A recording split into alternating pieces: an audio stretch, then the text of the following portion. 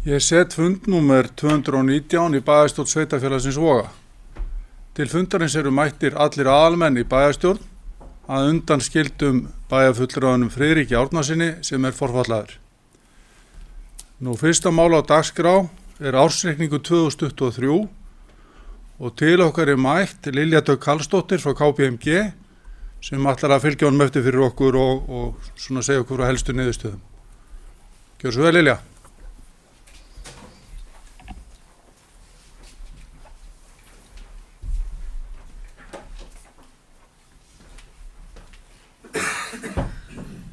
Takk fyrir. Byrjum endurskoðunarskýrslunni. Ágætu bæjarfulltrúar. Við erum ætlum að renna þessi yfir helstu niðurstöður endurskoðunar. Sést svona kannski aðeins blurað. Það fletti fyrir mig á blaðsíðu 4 kannski einhvernar. Það er svona helstu niðurstöður. Ég hugsa að hitt er bara inngangur og svona efnisyfirlit og kannski ekki ástæða til þess að dvelja mikið við það. En bæjarfulltrúar hafa fengið afrit af skýrslunni og eru með hana fyrir fram að sig.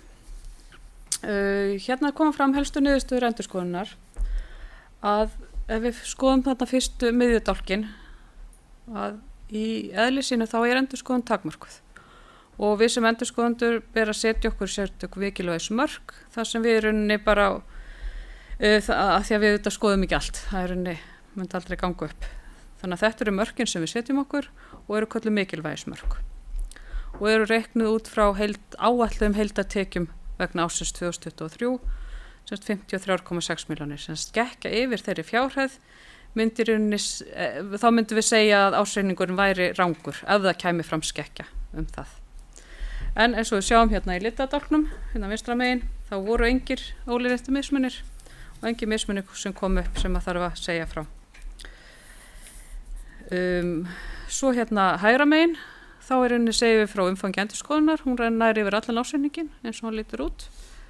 Varðandi stjórnsýsluna, okkur ber að kanna stjórnsýsluna líka og það kom ekki fram neini verulegir veikleikar í þeirri skoðun. Og svo innra eftirlit, það er líka annar þáttur sem við tökum til skoðunar. Og það er einn punktur þarna sem á við á mjög mörgum stöðum, ekki bara ykkar, tek það sérstaklega fram, að vegna sökum smæðar á skrifstofu er aðgreiningsstarfa ekki fullnægjandi í öllum tilfellum. En stjórnendur eru meðvitaðir þetta og þetta hefur verið svona í nokkur ár, þetta er ekkert sem er að koma nýtt upp núna. Og við finnum svo yfir á næstu síðu. Að þarna þessi glæra sýnir umfang endurskoðunar og þetta eru sveitarfélagi Vogar og sjóðirnir sem eru þar undir, eru aðalsjóður, eignasjóður, hafnasjóður, vatnsveita og frávita og svo berið hlutfallslega ábyrgð á Brunavörnum Suðurnesja, Samband íslenskra sveitarfélaga á Suðurnesjum og Kalka sorpeyðingarstöð. Og ykkar hlutfall miðast við íbúafjölda annars vegar og svo einhverja fasteigna einingu eða eitthvað minni mig hjá Kölku. Það var eitthvað mjög flókið að reikna þótt allavega. Ekki alveg hlaupið að því. Og við fyrir svo næstu síðu. Að þetta er atriði sem að staðlarnir gera okkur skylt að skoða, mögulega sniðgöngu stjórnenda á innra eftirliti. Og okkar niðurstöðu svo að það hafi ekki komið fram neina slíkar vísbendingar.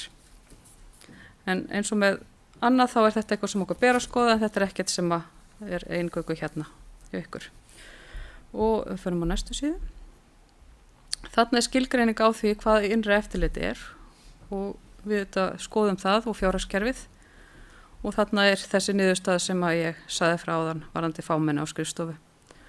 Og þetta er bara eitthvað sem að þarf bara að fylgjast með og allir eru meðvitaðir og starfsfólki líka.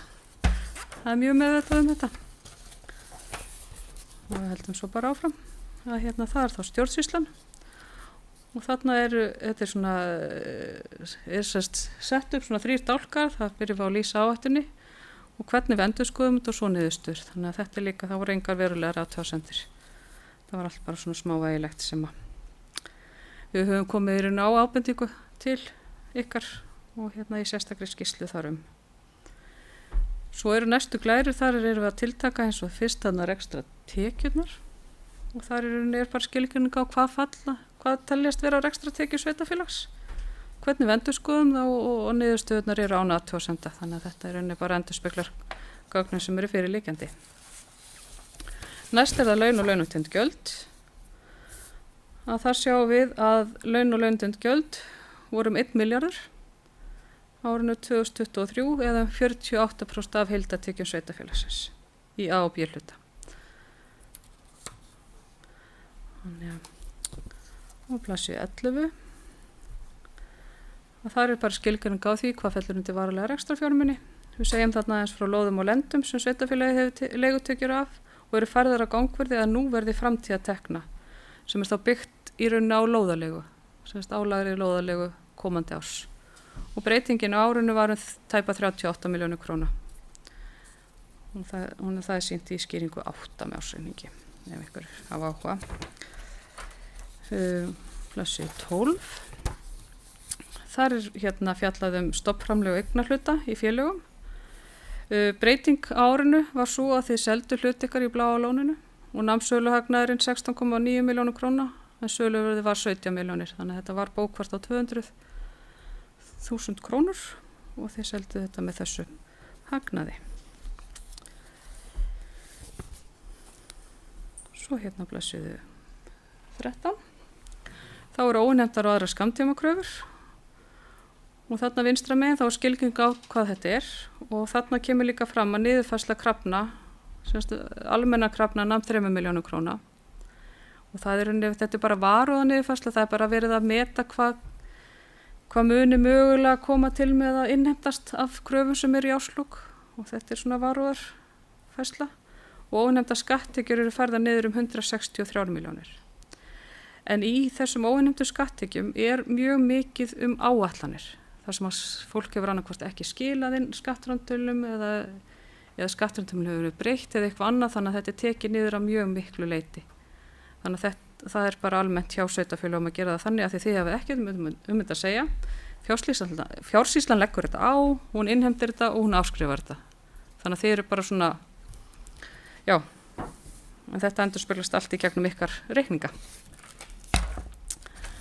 Lífeyrisskuldbindingin og það er engin breyting á henni svona í heildsinni og fyrir ári þá kom inn þarna hlutdeild hjá A-deild brúar sem voru 2 milljónir króna og svo sem ekki veruleg fjárhæð en já, það er svona aðalbreytingin þar á í einhverju og svo er þetta svona næstuð skuldi við lánastofnanir segjum svo næst frá leiguskuldum sem að þið eru með 3 leigusamninga sem gilda til ásins 2058, þannig að það eru nokkur ár eftir þar, en þeir eru frá árunni 2008, þannig að það er alveg 50 ára samningar. Greiðsluhæfið,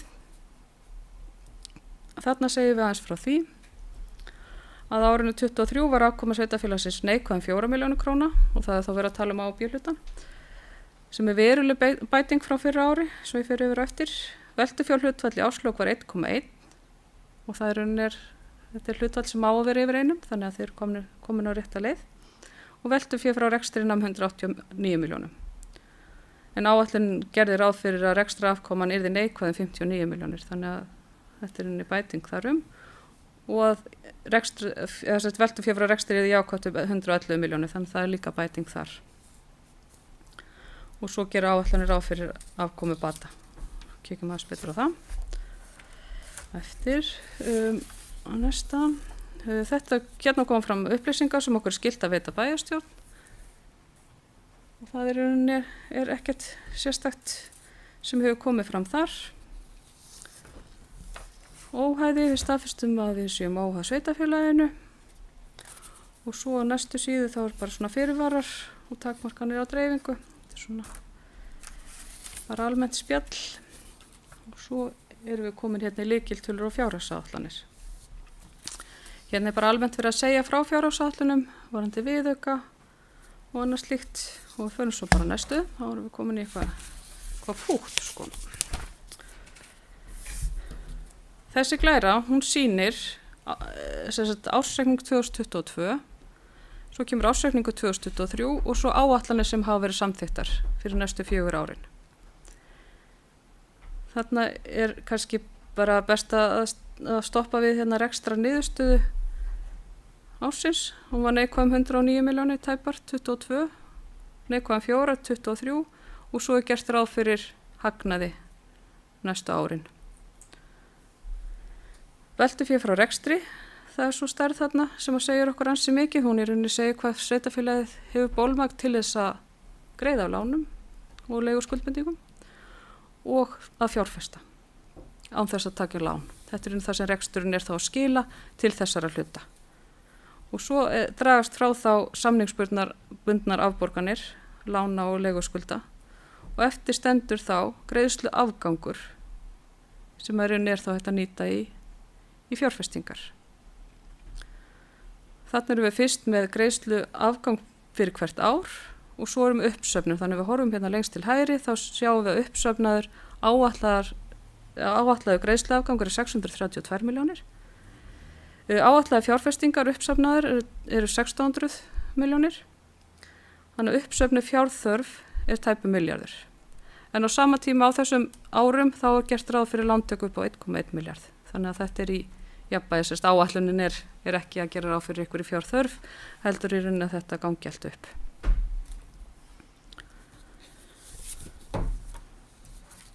Og fyrir svo næstu. Þessi sýnir rekstrajöfnuð, rekstrajöfnuður rekstraniðurstaða 3 ára. Fyrst í dálkunin þá rekstraniðurstaða áranna 21 til 23, á rauntölur og það talsverð. Svo hérna 399 milljónir og 340 milljónir á B-hluta. En svo verður bati á næstu árum og gert ráð fyrir að á næsta tímabili 23 til 25 að þá verður þetta orðið jákvætt bæði á B-hluta. En jafnvægisreglan, hún var tekin úr sambandi, ef við segjum sem svo, í tengslu við COVID-19, þá voru úrræði stjórnvalda og hún henni verður stungið aftur í samband núna, þannig að þetta þá fyrsta árið sem að hún í rauninni virk og þau eru að gera ráð fyrir jákvæða rekstrajöfnuði á þeim tíma, þannig að það bara gott og vonandi allt gangi eftir. Og svo áfram. Og það framlega hlutfallið. Þetta rauninni hlutfall framlegðar sem þá tekjur mínus rekstrakostnaður án afskrifta sem hlutfall af rekstratekjum.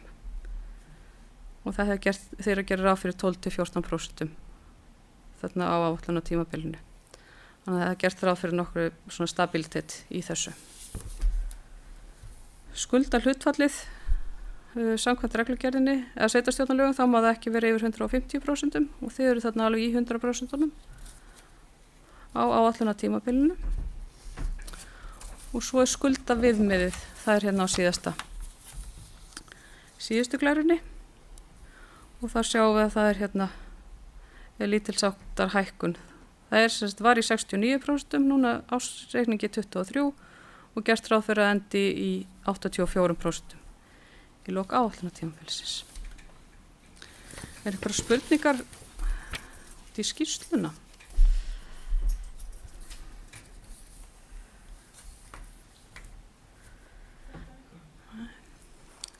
Nei. Jú, þá henda ársreikningnum upp eða viljið þið, hvað segið þið? Ekki rétt svona að fara yfir helstu. Já, fara yfir helstu stöður í húnum. Þá sjáum við hvað Gunnar stendur sér vel. Þá tókum að fá því bæjaráði eða var hinnum að? Já, akkurat.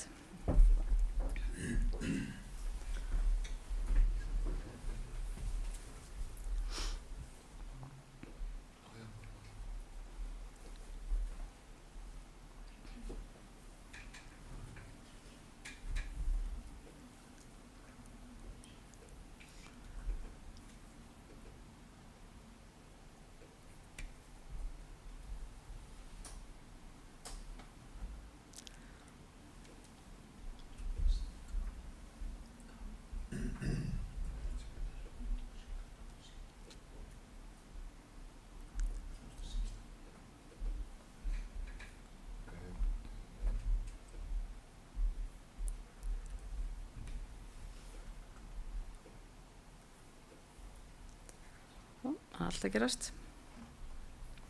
Við ekki bara fara í rekstræningin. Já, kannski stækkar það alveg með því.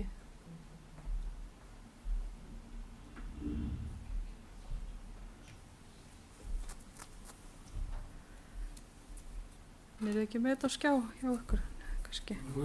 Já, þá bara höfum við þetta svona. Við horfum bara hérna á B-hlutan. Það er ekki það mikill munur á A-hlutanum og svo samstæðinni, þannig að við byrjum hérna á rekstrartekjum. Að þær voru 2.094.000.000 á árinu 23 sem er 409 milljónir króna hækkun frá árinu áður og 183 milljónum betri heldur en áætlunin gerir ráð fyrir. Laun og launatengd gjöld, þau eru nánast að pari við áætlun. Og svo lífeyrisskuldbinding, breyting á henni, hún er talsvert hærri en gert á ráð fyrir en þetta er svona liður sem er erfitt að áætla. Hann tekur breytingu samkvæmt vísitölum og öðru sem að sem að sveitarfélög geta bara ekkert haft neina áhrif á. Annar rekstrakostnaður er 82 milljónir króna hærri en áætlunin gerir ráð fyrir og heildarkostnaður því 892 milljónir. Rekstrar niðurstaða fyrir afskriftir, þetta er þessi framlegð sem er alltaf verið að tala um, eða EBITDA. Hún var 202 milljónir í A-B-hluta og 158 milljónir í A-hlutanum. En áætlun með viðaukum gerir ráð fyrir 122 milljónir, þannig að þetta er 80 milljónir betra heldur en gert á ráð fyrir. Og svo eru þarna fjármunatekjur og fjármagnsgjöld, þær voru talsvert hærri heldur en áætlunin gerir ráð fyrir, en það var bara meiri verðbólga heldur en ráð fyrir gert, en rekstrarniðurstaðan var þá neikvæð tæpa 4 milljónir, en áætlunin gerir ráð fyrir tæpum 59 milljónum í mun sem er þá bati frá áætlun upp á 55 milljónir króna. Fyrir svo bara yfir á efnahagsreikninginn. Þar eru fyrst varanlegir rekstrarfjármunir. Það er aðeins aukning þar, en það er fjárfestingi frávit upp á 80 milljónir króna. Stofnframlög og eignarhlutir í félögum þau lækka þarna lítillega, en það er þetta salan á Bláa lóninu sem að skýrir þann mun. En óinnheimta tekjur, þær eru aukast þarna 100 milljónir króna. Og það er aðalega skatttekjurnar og byggist mikið áætlun og þá verður verið að við sáum á gögnunum að þá verður leiðrétta mikið aftur í tíman. Greinilega leggja á fólk eitthvað aftur, taka upp framtöl hjá fólki og leggja á aftur í tíman sem að jók þetta mikið og í sjálfu sér veit enginn hvað innheimtist af þessu. Þannig að það er ástæðan fyrir þetta tekið niður svona mikið eins og við fórum yfir áðan. En svo líka eru launahækkanir, við mögum ekki gleyma því. Þetta eru launahækkanir, það er fólksfjölgun og annað sem að skýrir þetta líka. Þannig að þetta er það sem er dregið af desemberlaunum hjá ykkar íbúum, það er þarna inni, af því að þið fá það ekki greitt fyrir eftir áramótin. Þannig að heildareignir sveitarfélagsins voru 2.650.000.000 og hækkuðu þarna 140 milljónir á milli ára. Og fyrir þá yfir í eigið fé og skuldir. Og þar sjáum við lífeyrisskuldbindingin, hún hækkar 37,5 milljón og aðrar skammtímaskuldir hækka 80 milljónir króna, en þetta eru bara reikningar sem eru ógreiddir yfir áramótin. Þetta tekur miklum sveiflum oft á milli ára, af því að þetta eru bara verkstaða og svo annað, svo er misjætt hvort að launinu greitt fyrir áramót eða eftir áramót, launatengdir liðir og annað slíkt. Og svo er sjóstreymisyfirlitið. Að þar byrjum við þarna efst með rekstrarniðurstöðu ársins. Svo eru teknir frá liðir sem eru bara reiknaðir. Þeir hafa ekkert áhrif, það er ekkert verið að borga það út strax, eins og afskriftir, verðbætur eru bara reiknaðir liður af því þið borgið það ekki fyrir ná gjaldögum. Og svo sölu hagnaðar af eignum, af því þið eru búin að fá peningin, en í rauninni hagnaðurinn er aldrei tekjur í rauninni. Hann er rauninni tekin út af því að þið fá bara peningin, hann er rauninni kemur þarna neðar sem 17 milljónir.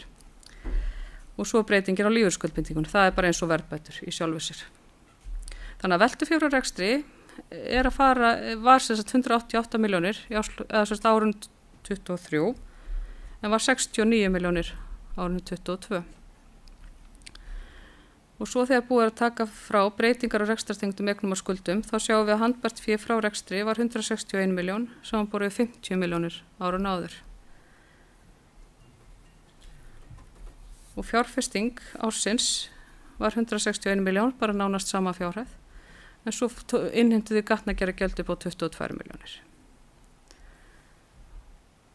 Þannig að fjárfestingar hreyfingar nettó voru þá 121 miljón. Fjármögnunarhreyfingar þar sýnum við afborganir af lánum og leiguskuldum og þar voru 120 milljónir tæpar, þannig að handbært fé lækkar 80 milljónir og endar í 154.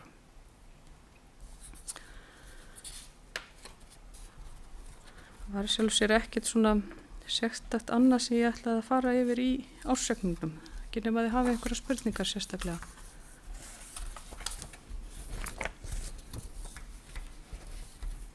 Spurningar fyrir Lilju?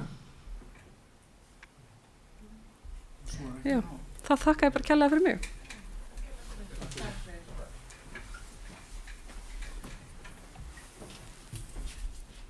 Já, ég þakka Lilju fyrir greinargóða yfirferð á ársreikningi og endurskoðunarskýrslu. Gott að fá það staðfest að hér eru ekki veikleikar í stjórnsýslunni hjá okkur. Nefnum vera skilda út af fámenni á skrifstofu, en það er kannski erfitt að bregðast við því. Bara til að laga þetta. En ég gef orði laust ársreikning, ef einhvern kveður sér ljós. Enginn sem vil taka til máls. Gunnar, gjörðu svo vel.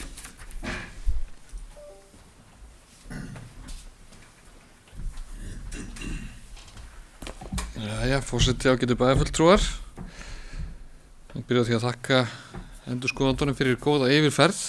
Það er kannski litlu við þetta bæta, það farið skilmerkilega í gegnum ársreikningin.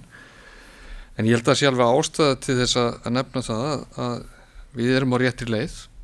Ég held að það sé alveg augljóst og höfum svo sem verið það á síðustu árum. Eins og við fórum ágætlega yfir á ágætum íbúafundi í gær, þar sem við fórum yfir fjármál sveitarfélagsins, að þá hefur verið svona talsvert þröngt í búi langt árabil. En bæjarstjórn hefur hins vegar setti sér skýr markmið, framtíðarmarkmið á árinu 2021 og eftir þeim markmiðum hefur verið unnið síðustu ár. Og það er mjög ánægjulegt að sjá það í niðurstöðu fyrir árið 2023 að það má segja að við séum nokkurn veginn á pari við þar áætlanir eða þau markmið sem að þá voru sett. Og þau miðuðu fyrst og fremst að því að styrkja rekstrargrundvöll sveitarfélagsins, auka framlegð í rekstri, þannig að sveitarfélagi væri í stakk búið til þess að takast á við fjárfestingaframtíðar, sem má kannski segja að séu nútíðar í dag, vegna þess að nú auðvitað hefur við hort fram á þann mikla vöxt sem hefur verið í sveitarfélaginu, hann hefur verið að raungerast á síðustu mánuðum og misserum, margan hátt hraðar heldur búastur við. En ef maður svona horfir yfir heildarmyndina að þá auðvitað skýrist rekstrarniðurstaðan bæði af tekjuaukningu sem auðvitað fylgir fjölgun íbúa og leið bættu aðhaldi í rekstri. Það sé að tekjur sveitarfélagsins voru að aukast talsvert mikið meira á síðasta ári heldur sem nemur útgjaldaaukningunni. Heildartekjurnar jukust 24% með minnir, á meðan að útgjöldin var að aukast innan við 19%. Held ég að ég muni þessa tölur nákvæmlega rétt en það skiptir ekki öllu máli en það er samhengi hlutana sem skiptir máli.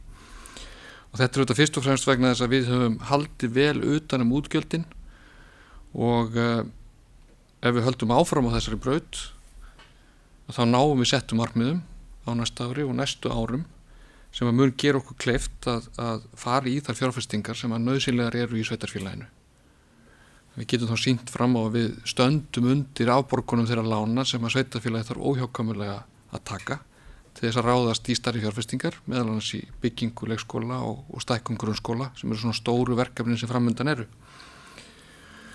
Ég hef nú ekki mikið meira þetta að segja en þetta er árangur sem að næst með samstilltu átaki. Það er ekki einhver einn sem að hefur gert þetta er ekki síst má þakka samstilltu átaki bæjarstjórnar. Og ég kom nú inn á það í ræðum minni í gær að við svona aðstæður þar sem að bæjarfélag stendur frammi fyrir stórum áskorunum að þá er það Guðs ígildi að bæjarstjórn standi saman í verkefninu. og ég held að það sé nú kannski svona grundvöllurinn að árangrinu sem við erum að ná. En til þess að auka ekki of á bjartsýnina, að þá verkefninu hvergi lokið. Þetta hef ég sagt á mörgum fundum og mun segja áfram. Takk fyrir mig.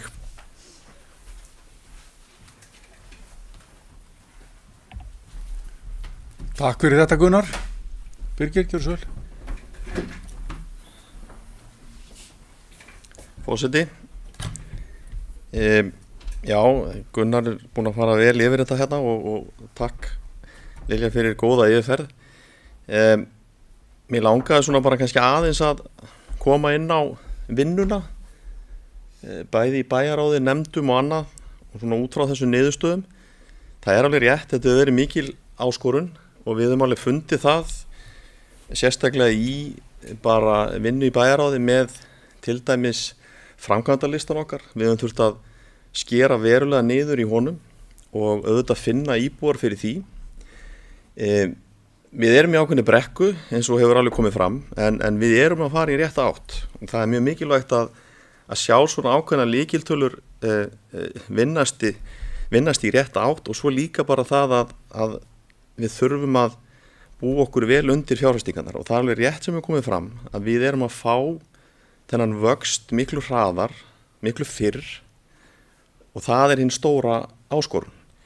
Launahlutfallið, við höfum séð það í gegnum tíðin að fara niður sem er jákvætt, niður í 48% og það eru tekjurnar annars vegar sem er að hjálpa okkur en svo er það líka bara þessi aðhaldshugsun sem er raunverulega gerist ekki eins og fram hefur komið nema með svona samstillt átaki hjá öllum nefndum og bæjarstjórn, bæjarráði og ekki síst starfsfólki og ég held að það sé líka svona lykilatriði að við höfum svona sameiginlega sýn á það hvar við erum stödd og hvert við ætlum og með þeim svona formerkjum þá munum við komast á leiðarenda og við erum að byggja okkur upp þannig að geta staðið sjálfstæð í sjálfbæri sveitarfélagi. Það er markmiðið og við erum halda áfram á þeirri braut.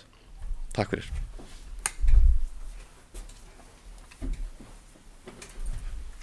Takk fyrir þetta, Birgir. Ég tek fyllilega undir þín orð. Eru fleiri sem vilja taka til máls? Nú ef að svo er ekki, þá bókaði bæjarstjórn við fyrri umræðu ársreikning og verður það látið duga, en ég ber þá ársreikningin upp til samþykktar. Og hann er samþykktur samhljóða. Nú annað mál á dagskrá er ráðning leikskólastjóra. Ég gef orðið laust það mál. Gjörðu svo vel, Gunnar.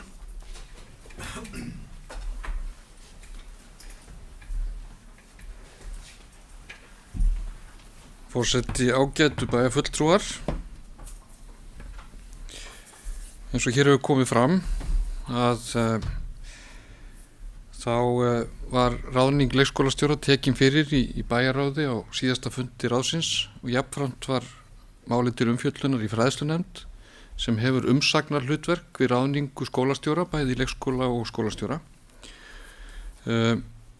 Staðan var auglýst nú fyrir mánuði síðan og ráðningaferli var unnið í samvinnu við Hagvang ráðningarskrifstofu og niðurstaðan úr því ráðningaferli er svo að leggja til að Heiða Hrólfsdóttir sem að jafnframt er starfsmaður sveitarfélagsins í dag og margir þekkja til á góðu einu verði ráðin í stöðu leikskólastjóra og taki við því starfi frá og með 1. júlí næstkomandi. Ég er svo sem ekki miklu við þetta að bæta, það er búið að fara vel yfir ráðningaferlið með bæjarfulltrúum og ég vil kannski bara nota þetta tækifæri þó sérstaklega til að þakka öðrum umsækjendum fyrir sýndan áhuga á starfinu.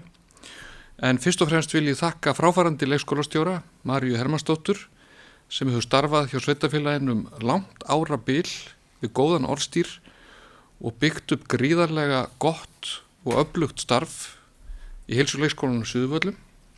En hún mun ljúka störfum nú 30. júní á þessu ári er Heiða tekur við starfinu að því gefnu að bæjarstjórn staðfesti ráðninguna.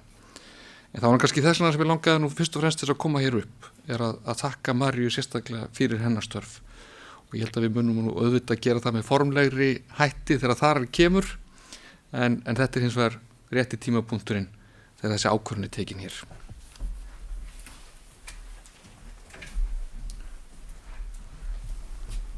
Takk fyrir Gunnar. Eru fleiri sem vilja taka til máls? Nú svo ekki, þá bara svona fyrir hönd bæjarstjórnar, þá þökkum við náttúrulega Maríu Hermannsdóttur bara kærlega fyrir allt hennar góða starf sem hún hefur unnið hér fyrir sveitafélagið og ég óska þess að það veri bara bókað í fundargerð. Ég ber þetta mál þá bara upp til samþykktar og það er samþykkt samhljóða. Þriðja mál á dagskrá eru viðaukar 2024 og þeir eru 3 og snúað viðhaldi sundlaugar, beiðnum auki stöðugildi skóla og frístund vegna fjölgunar barna og heimreið að Kálfatjörn. Ég gef orðið laust þessa viðauka, ef einhverju vilja tjá sig þá. Gunnar, gjör svo vel.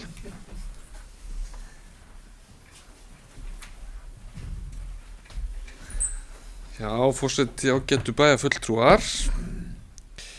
Hér nú eftir tökum við fyrir viðauka við fjárhagsáætlun og það í sjálfum sér jákvætt, ég vil nú bara byrja á því að segja það. Oft litið svo á að fjöldi viðauka sé neikvæður hlutur, en í mínum huga það alls ekki. Það mjög mikilvægt að við förum formlega í gegnum allar breytingar eða öll frávik frá gerðum áætlunum og það einfaldlega þannig að það aldrei hægt að gera áætlanir framtíðina sem að standast alltaf nákvæmlega. Það verða breytingar í ytra umhverfi eins og þessi dæmi eru og þarna þríþættur viðauki eins og forseti hefur farið yfir. Í fyrsta lagi erum við að gera viðauka vegna þess að nemendum í Stórvogaskóla hefur einfaldlega fjölgað hraðar og meira heldur fjárhagsáætlun gerði ráð fyrir og því þarf auðvitað að mæta með auknum mannafla og ég held að það hafi gengið ágætlega að ganga frá ráðningum fyrir næsta skólaár. Í öðru lagi nú svona minniháttarmál sem að snýr að lúkningu framkvæmda við Kálfatjarnarkirkju sem verkefni sem unnið í samstarfi við vegagerðina og byggt að mestu leita framlagi frá ríkissjóði en kostnaði þáttaka sveitafélagsins 800.000 krónur og í þriðja lagi var það sundlaugin sem sundlaugin sem að bæjarráð tók ákvörðun nýlega að ráðast í sem verkefni sem var orðið mjög brýnt og það var verið miklar umræður það í sveitafélaginu gegnum tíðina hvort að það væri einfaldlega skynsamlegt að ráðast í frekari umbætur á lauginni vegna þess að hún væri orðin það gömul og spurning hvort að það væri ekki orðið tímabært einfaldlega að fara í heildar endurbætur og byggingu nýrrar sundlaugar en verkefnið farið af stað og gengur mjög vel og ég held að það hafi verið hárrétt ákvörðun að fara í verkefnið.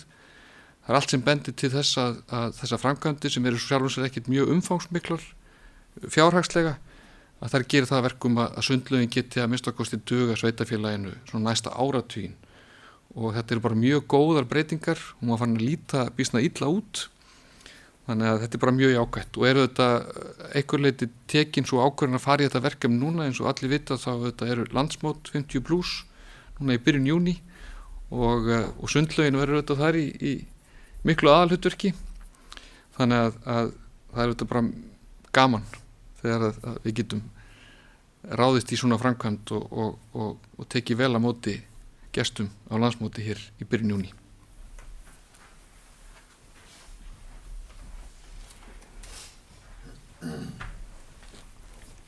Takk fyrir Gunnar. Vilja fleiri taka til máls undir viðaukum 2024? Ef að svo, já, Guðrún, gjörðu svo vel. Ok. Hún afþakkar að fá orðið. En þá ber ég þá bara upp til samþykktar og þeir eru samþykktir samhljóða. Nú fyrir fundinum liggja eftirfarandi fundargerðir til kynningar og umræðu. Fundargerð bæjarráðs frá 2. maí, fundargerð bæjarráðs frá 7. maí og fundargerð fræðslunefndar frá 7. maí. einhverju sem vilja taka til máls undir þessu fundagerðum? Nú ef svo ekki, þá langar mér kannski sjálfum aðeins að bera niður í fundagerð bæjarráðs, númer 399, annað mál. En þar voru að ræða húsnæðisþörf skóla og frístundúrræða og okkur var birt þarna skýrsla KPMG sem að hefur verið að skoða máli fyrir okkur og svona meta þörfina í skóla og leikskóla svona til framtíðar.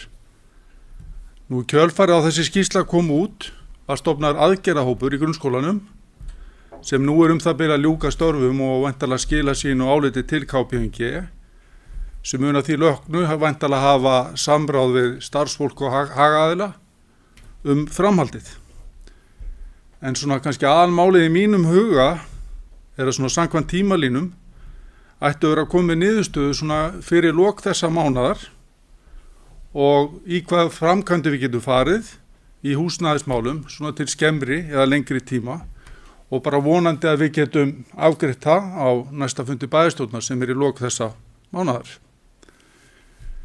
Mér langaði líka að bera niður í mál 3 í þessari sömu fundagerð en sem sagt sveitarfélaginu barst bréf frá Grindavík ásamt öðrum sveitarfélögum þar sem kemur fram að Grindavík mun greiða skólavist þeirra grunnskólabarna og leikskólabarna sem að koma til með að vera áfram með lögheimili eða búsetu skráða í Grindavík.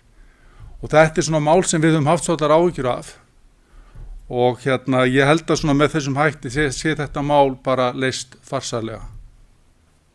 En annars eru fleiri sem að vilja tjá sig. Nú ef að svo ekki þá slíti þessum fundi við hamarsögn.